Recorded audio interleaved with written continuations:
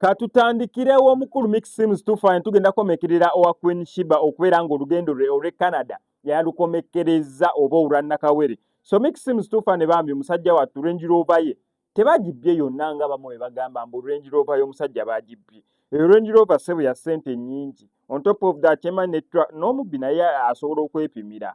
N'ogamba yes wembeera wakubba Range Rover kanjireke lwaki sibuukawo na kano ka Wish kalwahum lwaki sitwalamu kano ka Fielder. Range Rover gyesonyiwa n'obeera n'ogisanga mu kkubo awo tebagironda bw'onalonze emmotoka ye ndiwala odda omuntu alonze emmotoka kubanga emmotoka ne weebeerawo ku kkubo linga yagipaakinzeewo okumala weeks bbiri neera agisangawo okujjako nga bagibbye bubbi. So Mix Sims tufanye just ndowooza muntu wa ttima yayasizza egundi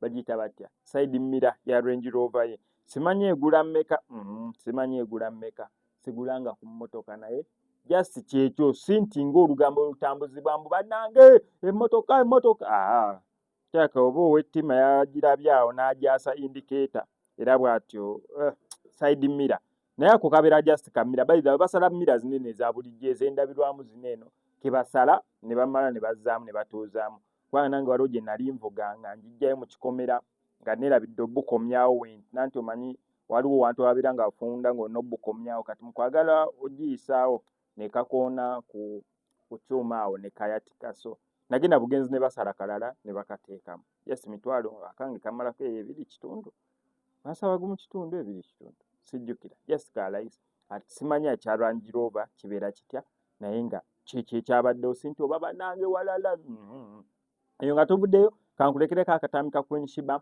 ng'agezaako otutegeeza new chapter gy'agendako empya ey'obulamu bwe.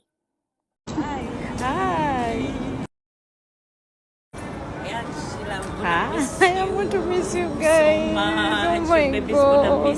So much. Amir. Twetwogerako naye tuyambye kuzi was so overwhelmed.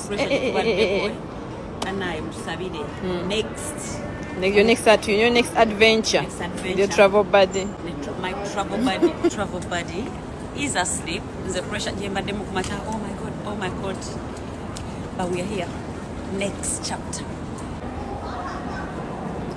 She.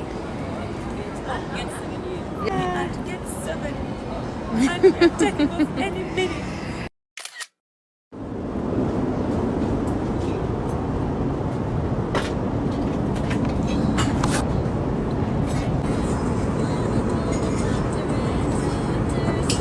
Traveling with a toddler, a baby. Oh my God. Well, this is my new normal. This is my new normal right now. My new normal. My beautiful human. My Weza.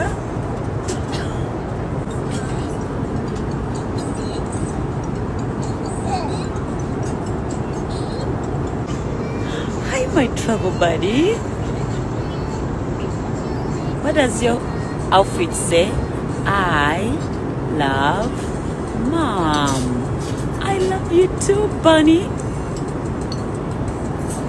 I love you too, Bunny.